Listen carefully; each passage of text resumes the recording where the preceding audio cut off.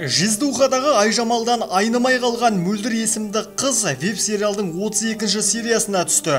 Яғни біздің болжамымыз дәл келді. Еске сала кетейік, алдыңғы шығарылымда Мөлдір есімді қыз Жиздуха сериалына түсетінін айтқан едік. Ол видеоның сілтемесі жоғарыда тұр. Сонымен қатар видеоның астындағы описание мәзіріне сілтемесін қалдырдым.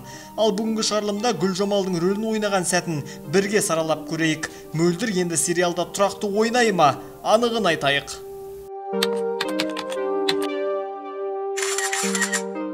Мөлдір Айдар жақында мектеп бітірді. Оның оқушы екенін көбісі білмейді. Ал енді біліп жатқандар болса, енді тым кеш. Ол мектеп өмірін аяқтап, өмір мектебіне қадам басып жатыр. Оған сәттілік тілейміз.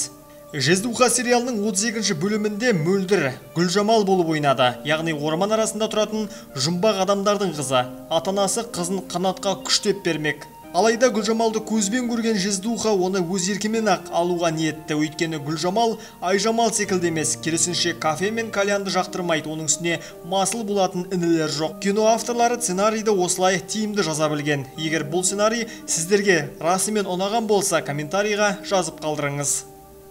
Мөлдір киноға алғаш рет түсіп отыр, сондықтан қалың көпшілік оған жауапкершілік арта қоймасы белгілі. Керісінше кем-кетігі болса кешіріммен қарайтыны сөзсіз. Сериалда Мөлдір сәл қобалжып, образға кіре алмағаны байқалады. Дегенмен жігіттердің тәжірибесі мен шеберлігі оны байқатпады. Гүлжамал рөліндегі қыз енді келесі сериалға да түседі. Өйткені ормандағы көрініс әлі аяқталмады. Демек, кем дегенде тағы бір сериясында Гүлжамалды көреміз.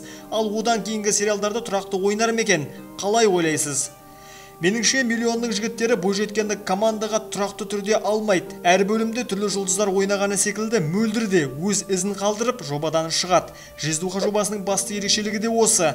Киноның желісі бастапқы сценариймен емес, келесі серияға түсетін жұлдыздарға қарай жазылып отырады. Сонысымен ақ қалың көрерменге ұнап жүр. Жігіттерге сәттілік тілейміз. Ал Мөлдір Айдардың алдағы уақытта өнер саласына бет бұратынына сенеміз.